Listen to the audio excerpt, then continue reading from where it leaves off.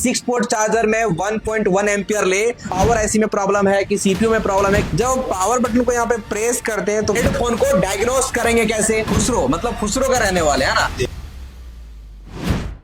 Class रहेगा वो dead phone को कैसे डायग्नोस करें। अगर आपके पास डेड फोन आता है ना तो बड़ा समस्या ये है कि भाई साहब उस फोन को हम रिपेयर करना शुरू कहां से करें। सबसे बड़ा क्वेश्चन ये है, अगर आपके पास कोई फोन आता है तो सबसे बड़ा दिक्कत यही होता है ना कि भाई साहब फोन तो आ गया, डेड है, क्या है जी, डेड है। अब उसको डायग्नोस कैसे करें, रिपेयर कहां से करना शुरू करें, ये पूरे चीजें ये इस वीडियो में आप जानोगे।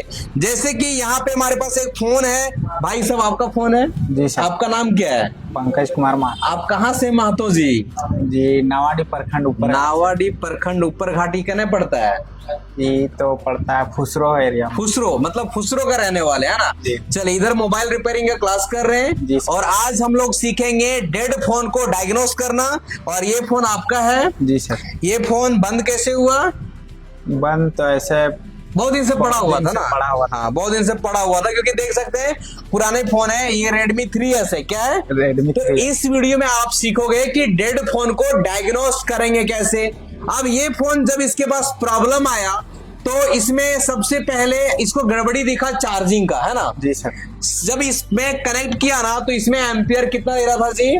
एम्पियर ले रहा था, फिर बीच में छोड़ दे रहा था। अगर एम्पियर इसमें ले रहा है, छोड़ रहा है, मतलब क्या है कि चार्जिंग सेक्शन में आपका प्रॉब्लम हो सकता है। तब इसमें किसने क्या किया, चार्जिंग जैक को चेंज किया। क्या जी? जी सर। चार्जिंग जैक को चेंज किया तो एम्पियर कितना ले रहा है, केबल खोल के दो तो एम्पियर कितना ले रहा है, चार्जिंग जैक चेंज कर दिए तो 1.2 ले रहा था। 1.2 ले रहा है। हम लोग यहाँ पे चेक करेंगे। देखो इसमें पूरा आप सीखोगे डायग्नोस करने के लिए, ठीक है। डायग्नोस, थोड़ा कैमरा को एकदम नजदीक लाओ तो यहाँ पे दिखाओ तो अब देखेंगे इस फोन को जब जैक को इसने चेंज किया ना, यहाँ पे हम लगा दिए और जब लगाए ना तो 1.1 एम्पियर ले रहा है। क्या ले रहा है? 1. अगर 6 पोर्ट चार्जर में 1.1 एम्पियर ले तो आपको समझना है कि चार्जिंग लाइन ठीक है, चार्जिंग आईसी ठीक है, VPS पावर बन रहा है, VBAT में वोल्टेज जा रहा है। समझ में आ रहा है कि नहीं? जी सर। चलो देखो इसमें लगाने के बाद हमारा चार्जिंग सेक्शन हो गया पूरा चेक,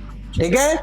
उसके बाद हम लोग चेक किए पावर आईसी के पास में और हम लोग पूरे मदरबोर्ड को आई टेस्टिंग भी किए। आई टेस्टिंग करने के लिए भूलना नहीं है, समझ रहे हो कि नहीं? आई टेस्टिंग करने के लिए भूलना नहीं है। अब यहाँ पर देखो इसमें फाइंड हमको करना है। देखो अभी हम लोग किसी भी चीजों में काम नहीं करेंगे। इस फोन को खोलते हैं, खोलने के बाद आपको पहले व्यू दिखाते हैं।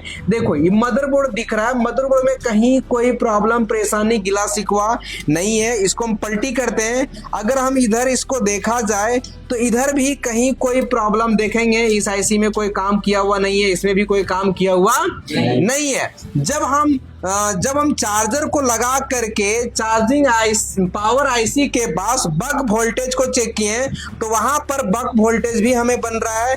जैसे कि थोड़ा सा हम आपको बक वोल्टेज चेक कराते हैं। बक वोल्टेज चेक इसलिए करना है कि हमारा पावर आईसी काम कर रहा है या नहीं काम कर रहा है, उसको चेक करने के लिए। तो बक वोल्टेज जो है भाई साहब वो हमारा कहां पे बनना चाहिए, पावर आईसी के पास जो बक कॉइल लगा हुआ है वहां पे बनना चाहिए कि नहीं चाहिए? जी सर। तो चलिए यहाँ पे हम बक वोल्टेज चेक करते हैं और यहाँ पर हम देखने का प्रयास करते हैं 1.2 वोल्टेज बन रहा है। मल्टीमीटर दिख रहा है? 1.2 वोल्टेज बन रहा है कि नहीं? मतलब यहाँ पे बक वोल्टेज और भी जगहों पे हम चेक किए तो बन रहा है, ठीक है। ये हम पावर आईसी के पास चेक कर लिए। अब यहाँ पर देखिए इसको हम एक बार लगाते हैं डीसी पावर सप्लाई में। किसमें लगाएंगे जी?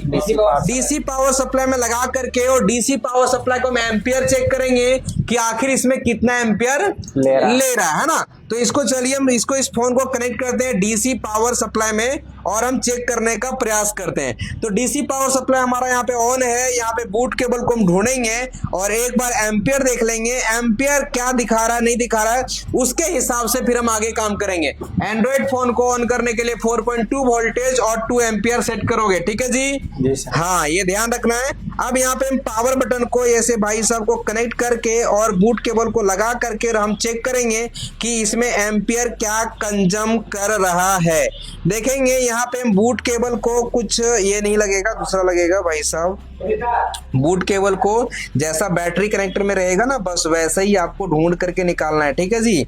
बूट केबल खोजना भी एक कला है, एक नॉलेज होना चाहिए, नहीं तो फिर काम नहीं कर पाओगे अच्छे से। चलो हमारे पास मिल गया, और बूट केबल को यहाँ पे हम इसको लगाते हैं। लगाने के बाद ये मशीन को हम ऑन करते हैं, ठीक है जी। ऑन करने के बाद अब हम पावर बटन को प्रेस करते हैं। जब हम पावर बटन को यहाँ पे प्रेस करते हैं तो क्या ले रहा है, यहाँ पर देखेंगे कोई एम्पियर, 3 एम्पियर ऑटोमेटिक लिया और रुक गया। क्या हुआ? 3 एम्पियर। फिर से इसको बढ़िया से लगा करके एक बार देखते हैं, और भाई साहब फिर दबाते हैं बटन, तो यहाँ पर देखेंगे कोई एम्पियर ले रहा है क्या? नहीं ले रहा है, कोई एम्पियर नहीं ले रहा है, ठीक है। अब यहाँ पे प्रॉब्लम कहाँ हो सकता है, अपना पावर बटन के पास अगर कोई एम्पियर ना ले तो हो सकता है, लेकिन यहाँ पे 3 एम्पियर लिया। क्या लिया? 3 एम्पियर लिया। तो इस तरह अगर आता है 3 एम्पियर आया, 70-80 एम्पियर आया, कुछ भी एम्पियर आकर के अगर रुक जाए, तो पहले हम लोग पता करना है पावर आईसी में प्रॉब्लम है कि सीपीयू में प्रॉब्लम है कि eMMC आईसी में प्रॉब्लम है। इस फोन में दिक्कत है तो कहाँ से है।